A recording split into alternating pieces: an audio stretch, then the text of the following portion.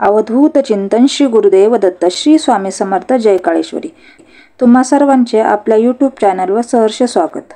आज आपण वैशाख पौर्णिमेबद्दलची माहिती, कुलधर्म, कुलाचार व छोटेसे उपाय जाणून घेणार आहोत। सर्वप्रथम 12 महिन्यात 12 पौर्णिमा येतात। प्रत्येक पौर्णिमेचं काहीतरी एक महत्त्व असतं। तसं वैशाख पौर्णिमा ही भगवान विष्णूंना समर्पित आहे।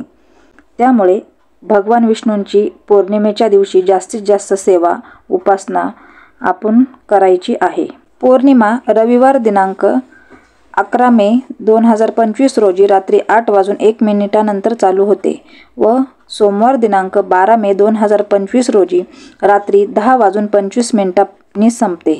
आपण सर्व कुलाचार, कुलधर्म, सत्यनारायण पूजा, उपवास सोमवार दिनांक 12 मे 2025 रोजीच करावे। ही पौर्णिमा विष्णू समर्पित असल्यामुळे आपण जास्तीत जास्त विष्णू सहस्रनाम स्तोत्र, व्यंकटेश स्तोत्र याचे पठण करावे। विष्णू सहस्रनाम स्तोत्र व व्यंकटेश स्तोत्र संस्कृतमध्ये आपल्याला उच्चार करण्यास, वाचण्यात अडचण येत असेल तर आपल्या यूट्यूब चॅनलवर त्याचा व्हिडिओ अपलोड केलेला आहे। आपण ते श्रवण करू शकता। विष्णू सहस्रनाम पण श्रवण करू शकता आणि व्यंकटेश स्तोत्र 21 वेळा पण श्रवण करू शकता। कुलधर्म, कुलाचारामध्ये आपल्या कुलदैवतेचा टाक, फोटो, मूर्ती असेल तर त्याच्यावर आपण अभिषेक करू शकतो। देवीची ओटी भरू शकतो। देवीला नैवेद्य आरती करू शकतो। नैवेद्यामध्ये आपण देवीला पुरणपोळीचा नैवेद्य करू शकतो। तो आपल्याला जमला नाही तर वैशाख पौर्णिमेला सर्वात महत्त्वाचा नैवेद्य, देवीला उसाचा रस खूप प्रिय आहे। आपण देवीला उसाचा रस आणि तांबूल करणं शक्य नसेल तर आपण उसाचा रस आणि पानाचा विडा देवीला नैवेद्य म्हणून समर्पित करू शकतो।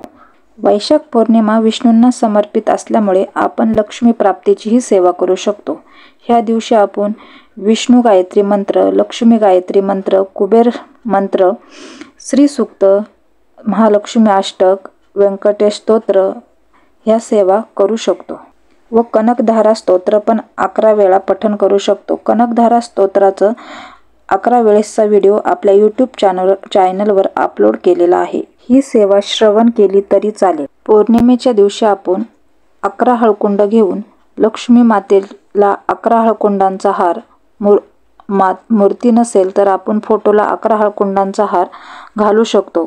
नंतर ते हळकुंड आपण बारीक करून त्याचे पावडर बनवून आपण हळद कुंकवात त्याचा वापर करू शकतो। पौर्णिमेच्या दिवशी लक्ष्मी मातेला प्रिय असणाऱ्या गोष्टी आपण अर्पण करू शकतो। नैवेद्यात आपण मखाण्यांची खीर, डाळिंब, उसाचा रस, बत्तासे या सगळ्या गोष्टी आपण लक्ष्मी मातेला अर्पण करू शकतो। पौर्णिमेच्या दिवशी आपण घराला आंब्याच्या पानांचे तोरण लावू शकतो। उंबऱ्याला हळदीचं लेपन करू शकतो। पौर्णिमेच्या दिवशी थोडी हळद घ्या, त्याच्यात तांदळाचं पीठ मिक्स करा, ते पाणी टाकून एकत्र करून आपल्या घराच्या मुख्य प्रवेशद्वारावर ओम हे चिन्ह काढा। त्याच्यामुळे घरात खूप पॉझिटिव्ह एनर्जी होते। बाहेरील बाधा, तांत्रिक बाधा, काही बाहेरची बाधा होत नाही। पैशांसंबंधित एक छोटासा उपाय सांगते। आर्थिक तंगी आहे, दारिद्र्य संपत नाही, हा उपाय माता लक्ष्मीच्या मंदिरात जा, 2 विड्याची पाने, 7 बत्तासे, थोडे कुंकू, 2 लवंग मंदिरात अर्पण करा, धूप अगरबत्ती लावा आणि विनंती करा। हा उपाय 7 पौर्णिमा करायचा आहे। पौर्णिमेच्या दिवशी शिव मंदिरात उसाचा रस घेऊन 108 वेळा ओम नमः शिवाय जप करायचा आहे।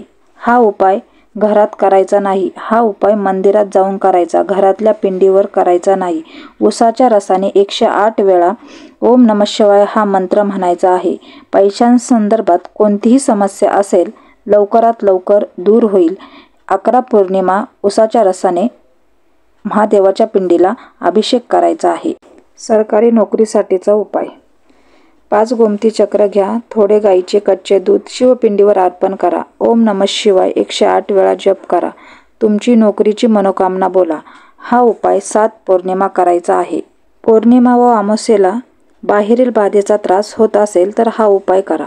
पौर्णिमा व अमावस्येला अंघोळीच्या पाण्यात 1 लिंबू पिळा, चिमूटभर हळद टाका, 1 चमचा गोमूत्र टाका व आंघोळ करा। पूर्ण निगेटिव्ह ऊर्जा बाहेर निघून जाईल।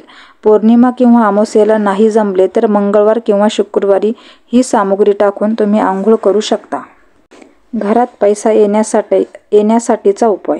सायंकाळी 6:15 ते 7:15 या दरम्यान घराच्या मुख्य दरवाजावर तुपाचा दिवा लावा, कारण या वेळेस माता लक्ष्मी भ्रमण करत असते. दिवा लावल्याने माता लक्ष्मी तुमच्या घरात कायम वास करेल व पैसा येईल. हा उपाय नक्की करा. आपला हा व्हिडिओ तुम्हाला आवडला असेल तर चॅनलला लाईक, सबस्क्राईब आणि शेअर करा. धन्यवाद. श्री स्वामी समर्थ. जय काळेश्वरी.